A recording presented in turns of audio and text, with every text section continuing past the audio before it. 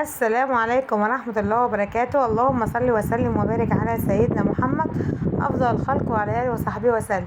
قبل أي حاجة كده أحب أرحب كده بكل أخواتي وحبايبي من داخل مصر وبره مصر على وجودكم معايا في القناة. ربنا يخليكم ليا ويديمكم نعمة في حياتي يا رب.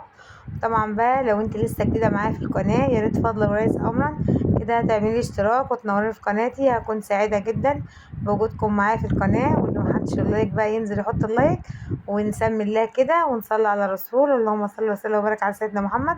النهارده بقى فيديو النهارده جامد جدا، طبعا فيديو كده روقان كده وحاجه حلوه كده.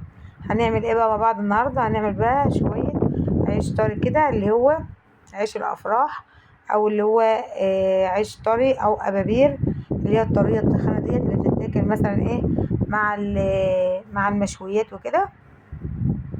فكل بلد بيقولوا عليها حاجة.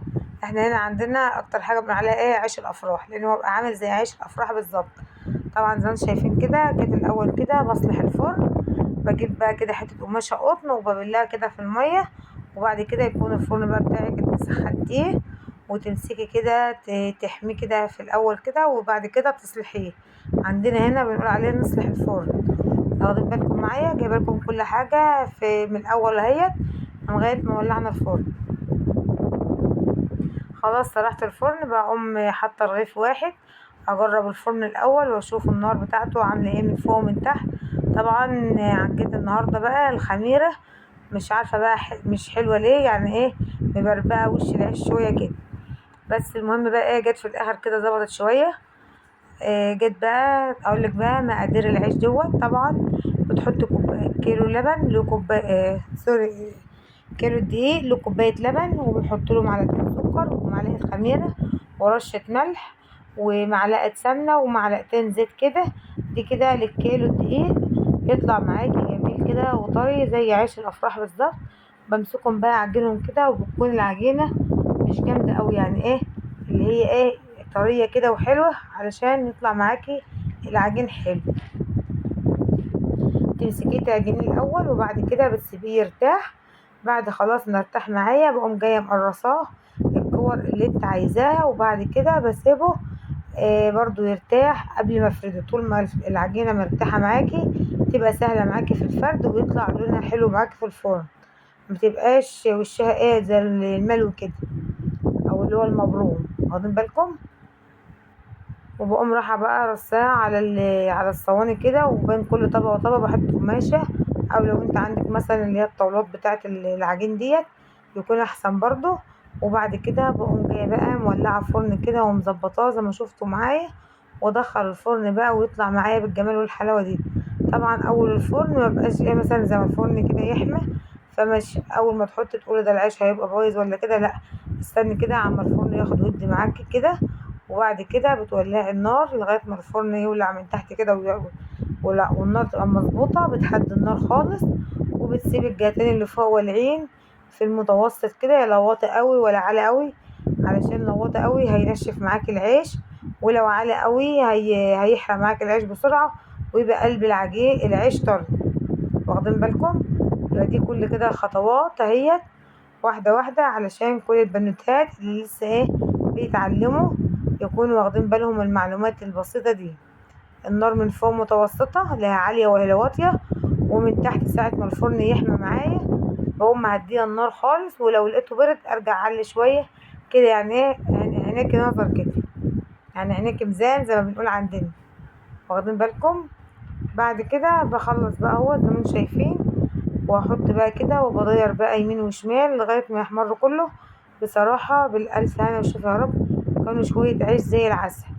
جنب بقى عاملة جنبهم كده بقى فرخة مشوية مع شوية طحينة وشيبسي وفلفل وكده. يا سيدي يا سيدي، أحلى بالظبط من الشغل، ظبط الشغل. واخدين بالكم؟ طبعا بقى النهاردة الجو كان حر موت، يعني الله يكون في عون اللي هم شغالين في الغيطان. بصراحة الجو كان وحش قوي، يعني احنا كنا قاعدين في البيت والمراوح والدنيا والصب حر ازاي ما اقولكمش.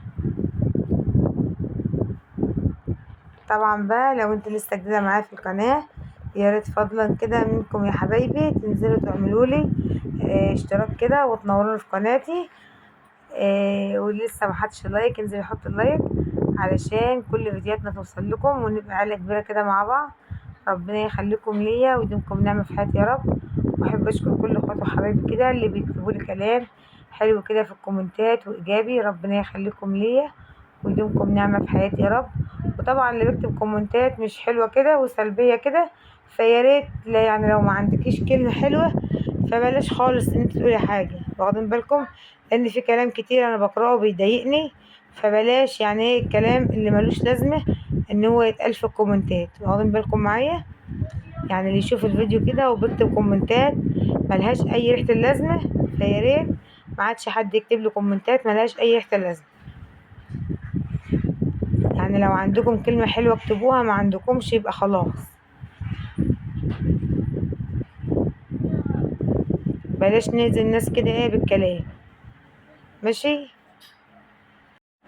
وده كده العيش بتاعنا بعد ما خلصنا، شايفين بقى شكله عامل ازاي؟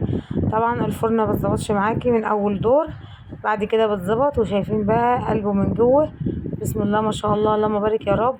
مفتح كله كده وحاجه كده بسم الله ما شاء الله تفتح النفس. يلا بقى اللي وصلت معايا لغايه دلوقتي كده انزل احط اللايك علشان كل فيديوهاتنا توصل لكم ونبقى عيله كبيره كده مع بعض. طبعا هو سخن مش عارفه امسكه بايديا، شايفين عامل ازاي من فوق زي من تحت كله زي بعضه كده، لا جهه تخينه ولا جهه رقيقه. النهارده بقى هنعمل فراخ مشويه ودي التتبيله بتاعتها. جبت كده ليمونه وبصله كبيره، بصلتين كبار كده، وراس توم صغيره او 3 4 فصوص كبار، واللهم صل على سيدنا محمد، وقرن فلفل احمر وقرن فلفل اخضر. وبعد كده حطيت ورق لورا ومستكه وحبهان، وحطيت بقى بهارات فراخ وكركم وكاري وفلفل اسمر والسبع بهارات ولورا ورق لورا كده، بس ما احطش بقى اللي هي العيدان الناشفه علشان ما تكسرش منك الخلاط ولا كده. وبعد كده هنحط خل بقى ومعلقتين زيت، ودي كده تبقى تتبيله الفراخ المشويه زي ما انتم شايفين اهيت. وحبايه طماطم كبيره، يبقى طماطم وبصل وفلفل وليمون وخل اللهم صل على سيدنا محمد وتوم وورق لورا وحبهان وبهارات فراخ وكركم وكاري وفلفل اسمر والسبع بهارات واللورا كده والحبهان. وهمسك ده كله كده في الخلاط هفرمه. بعد كده هحط عليه الخل عشان ما يتلمش معايا سكينة الخلاط او الملح، طبعا خلي بالك الملح بيتلم سكينة الخلاط. وبعد كده هفرمه كله مع بعضه وهنزل بقى عليه على الفراخ زي ما انتم شايفين. دلوقتي هنشوف ده كل الوقت مع بعض عملي. طبعا بقى لو انت لسه جديده معايا في القناه يا ريت فضلا وليس امرا تنزلي كده تعملي لي اشتراك وتنوريني في قناتي، هكون سعيده جدا بوجودكم معايا في القناه. واحب اشكر كل اخواتي وحبايبي كده من داخل مصر وخارج مصر على وجودكم معايا في القناه. ربنا يخليكم ليا ويديمكم نعمه في حياتي يا رب. هنفرمهم كده في الخلاط وهقول لكم بقى شكلهم بقى عامل ازاي. بس قبل اي حاجه كده كل ينزل يحط اللايك، اللي ما حطش اللايك ينزل يحط اللايك. ودي كده شكل الخلطه بتاعتي بعد ما اتفرم، بسم الله ما شاء الله جميله كده وريحتها حلوه زي ما انتم شايفين اهي بعد ما اتفرمت كده في الخلاط اهي. دي كده الشكل بتاعها، هنحطها برضو على الفراخ واوريكم ازاي واحنا برضو حطيناها على الفراخ. وخلصت بقى بعد ما غسلت بقى الفرخه كده جبتها بقى وتبلتها من ساعتين 3، وبعد كده شويناها زي ما انتم شايفين وطلعت معانا بالشكل الجميل دوت. وطبعا بقى العيش بتاعنا وجايبه لهم بقى شيبسي وعامله فلفل وطحينه وزي ما انتم شايفين كده كله كده 100 100. طبعا هم عندهم الاكله دي مفضله، يعني اكتر مثلا ما تطبخها مثلا في شوربه او في بطاطس وكده فعلى طول تلاقوني بعمل الاكله ديت، لان هما بيحبوا النواشف شويه مثلا الكفته او الفراخ او اللحمه المشويه زي ما انتم شايفين بالطريقه ديت. طبعا بقى يبقى كده النهارده الفيديو بتاعنا خلص معاكم، استنوني بقى في فيديوهات جايه كتير احلى واحلى. ولسه ما حطش لايك وعمل اشتراك ينزل بقى يحط اللايك اول حاجه، وبعد كده يعمل اشتراك ويفعل زر الجرس ويختار الكل عشان كل فيديو توصل لكم ونبقى على كبيرة كده مع بعض. اشوفكم في فيديو جديد احلى واحلى، مع السلامة.